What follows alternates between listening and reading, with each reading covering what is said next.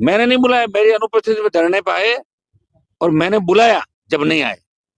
वो यही संदेश देना चाहिए चाहते थे कि क्या पता भर्ती रद्द हो जाए तो कहीं मैं पीछे नहीं रह जाऊं क्रेडिट में, कि हनुमान को अकेले को नहीं मिल जाए। इसलिए मैं कह रहा हूँ, मैं आया था धरने पे, हो सकता है उनके एक दो समर्थक यहाँ होंगे, कोई न कोई कह दो बाबा जी आप आ जाओ, हनुमान जी नहीं तब तो फोटो खिंचा के चले जाओ। है उस चीज में मास्टरी डॉक्टर साहब की शुरू से, वो तो हमसे सीनियर है ना 25 साल भाई, उन तो काम यही किया जीवन भर।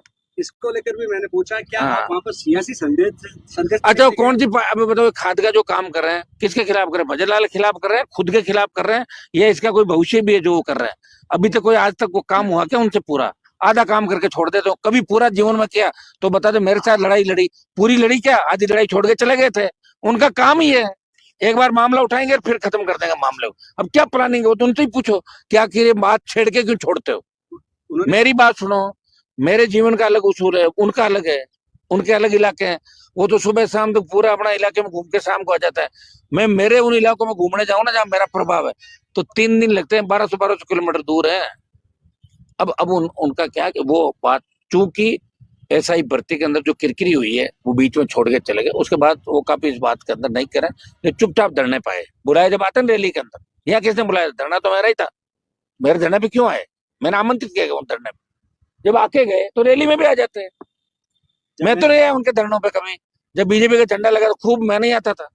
मैं मेरी अलग से करता हूँ, मैं किसी के साथ नहीं चलता और किसी के भरोसे भी नहीं हूँ। कोई बाबा के भरोसे लड़ाई नहीं लड़ रहा हूँ मैं, दिमाग से निकाल लो आप लोग। न कोई बाबा के भरोसे लड़ो, न सचिन पायलट के। मैं तो उनको याद दिला रहा हूँ कि आपकी कथनी और करने में कितना अंतर है। माने सर सरकार गिराने को चले गए थे पायलट साहब, और अजमेर चले गए थे आरपीसी। अब क्या हो गया?